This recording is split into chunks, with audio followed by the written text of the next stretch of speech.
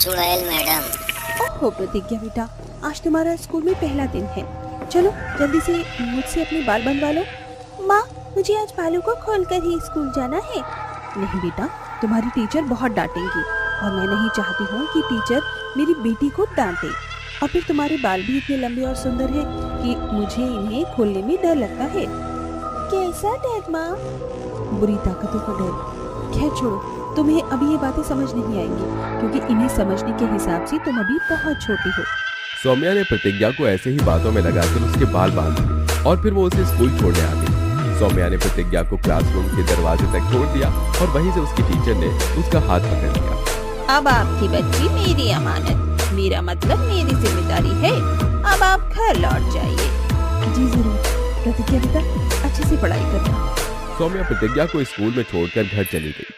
हिमांशु प्रतिज्ञा का हाथ पकड़कर उसे क्लासरूम में ले आई।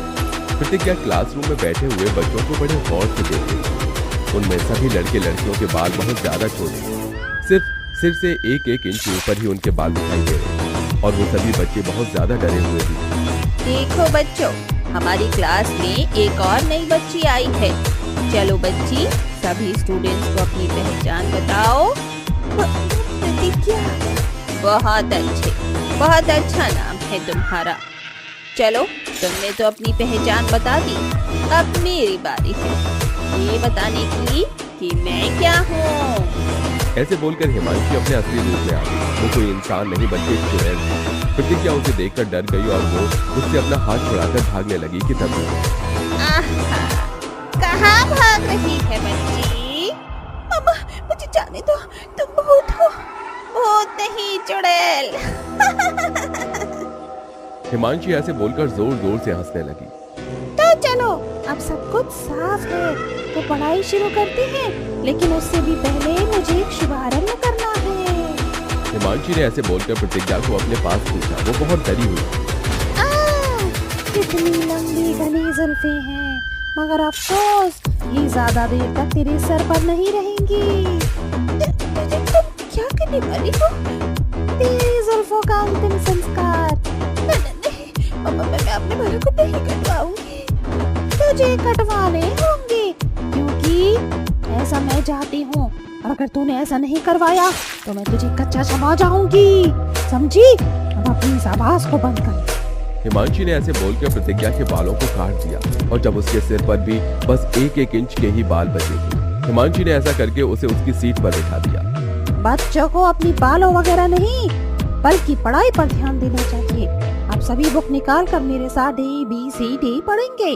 और हाँ, एक और बात, अगर किसी ने भी होशियारी दिखाई और स्कूल से उठने या फिर मेरा राज किसी को बताने की कोशिश की तो मैं उसे और उसके परिवार वालों को वहीं आकर कच्चा चबा जाऊंगी, समझे? हिमांशी ने सभी बच्चों को डरा दिया और फिर वो उन्हें न जाने क्या क्या पढ़ाने लगी। अगले दिन। अरे बेटा, ये क्या हुआ?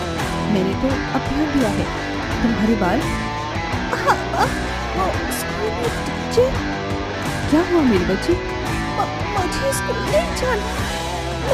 मुझे जाना है। ये तुम कैसी बातें कर रही हो? टीचर ने कुछ कहा है क्या? माँ, कुछ नहीं, मेरे बालों में एकदम चिपक गया था, इसलिए टीचर ने मेरे बालों को काट दिया। अच्छा, लेकिन तुम्हें मुझे बताना तो चाहिए था ना बेटा। हाँ। चलो, अब हम लेट हो रहे हैं, जल्दी से मैं तुम्हें स्कूल छोड़ाती हूँ।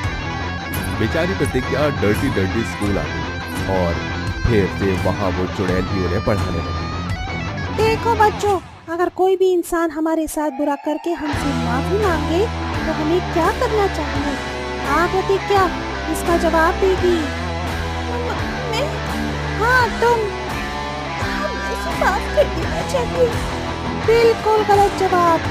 सही जवाब है कि अगर कोई हमारे साथ बुरा करे तो हमें उसकी सांसों को रोक देना चाहिए ताकि उसे माफी मांगने तक का मौका ही ना मिले, समझी प्रतिज्ञा? चुड़ैल ऐसे ही बच्चों को न जाने कैसी कैसी सीख देती थी। उस क्लास में पढ़ने वाला हर बच्चा बहुत ही डरा सहमा सा रहता था। ऐसे ही सिलसिला जारी था।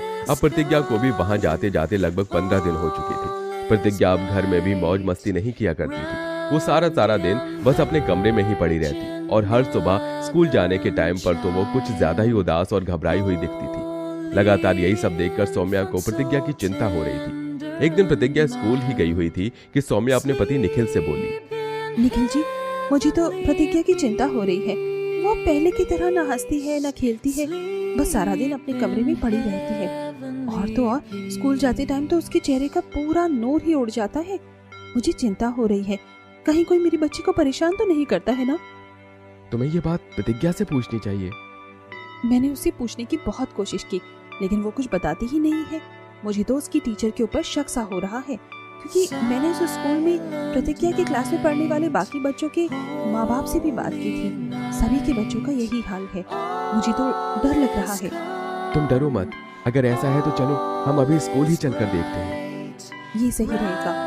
मैं कुछ स्टूडेंट्स के माँ बाप को जानती हूँ, हम उन्हें भी साथ लेकर चलते हैं।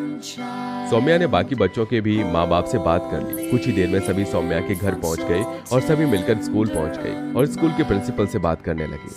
देखिए प्रिंसिपल सर, मुझे तो लगता है कि आपकी लगाई हुई हिमांशी मैम बच्चों को शायद कुछ ज्यादा ही डरा रही हैं।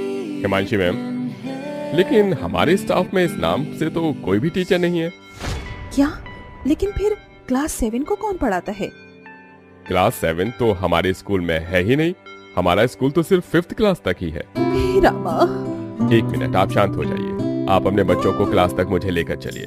अगर वहाँ कोई चोर या डाकू आपका उल्लू बना रहा है तो अभी दूध का दूध और पानी का पानी हो जाएगा। सभी बच्चों के माँ बाप प्रिंसिपल को उस क्लासरूम तक लेकर जाने लगे। अभी वो लोग जा ही रहे थे कि तभी उन्होंने विंडो से कुछ देखा। एक मिनट, सभी रुक जाइए। ये सब क्या है? क्या है?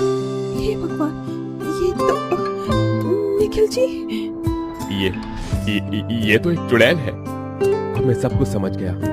हाय, मेरा बेटा तो अंदर है। घबराइए नहीं, ये चुड़ैल बच्चों को कुछ नहीं कहेगी, लेकिन हम इसके चंगुल से अपने बच्चों को कैसे निकालें? ये हमारी बस का काम नहीं है। इसे तो कोई ज्ञानी ही अपनी कैद में कर सकता है। यहाँ से थोड़ी सी दूर पर एक तांत्रिक बाबा रहते हैं। वो बहुत ज्ञानी और महान है। चलो उन्हें ही बुलाकर लाया जाए। सभी बाबा के पास चले गए और उन्हें पूरी बात बताई। फिक्र मत करो, सब कुछ शुभ शुभ ही होगा। मुझे उस आत्मा के पास ले चलो। बाबा उन सभी के साथ चल दिया और स्कूल पहुंचकर, तो मैं कह रही थी कि तेरी बातें अब तू मुझे बताना। छोड़ दे मुझे बाबा। तुझे छोड़ने के लिए कैद नहीं किया है मैंने। बस अब बहुत हो गया तेरा दूसरे लोगों को सताना। बोल, तू यहाँ क्यों आई है? बोल। छोड़ दे मुझे बाबा, मैं यहाँ अपनी बेइज्जती का बदला लेने आई हूँ। उस बेइज्जती का जो लोग बचपन में मेरी किया करते थे। मैं शुरू से गंजी थी, लेकिन इसमें मेरा कोई कसूर नहीं था। मैं एक टीचर थी, लेकिन लोगों ने मुझे मेरे गंजेपन का ताना दे देकर जीने नहीं दिया, और एक दिन मैंने इसी वजह से आत्महत्या कर ली। लेकिन अब मेरा भी ये लक्ष्य है कि मैं किसी को भी जीने नहीं दूंगी। तेरे साथ जो हुआ उसकी सजा तो इन मासूमों को क्यों दे रही है? बोल, तेरा इनके ऊपर कोई हक नहीं है। अब तो यहाँ और किसी को सता नहीं पाएगी। ऐसे बोलकर बाबा ने उसे अपनी छोटी सी केतली में बंद कर लिया और उसे अपने साथ ले गए। चुड़ैल के जाते ही सभी बच्चे अपनी अपनी माँ के गले लग गए। मेरी बहादुर बच्ची। सभी माँ बाप अपने अपने बच्चों को वहां से लेकर वापस आ गए। सौम्या ने प्रतिज्ञा का दाखिला एक अच्छे विद्यालय में करवा दिया और उस स्कूल को हमेशा के लिए बंद कर दिया गया और सभी खुशी खुशी रहने लगे।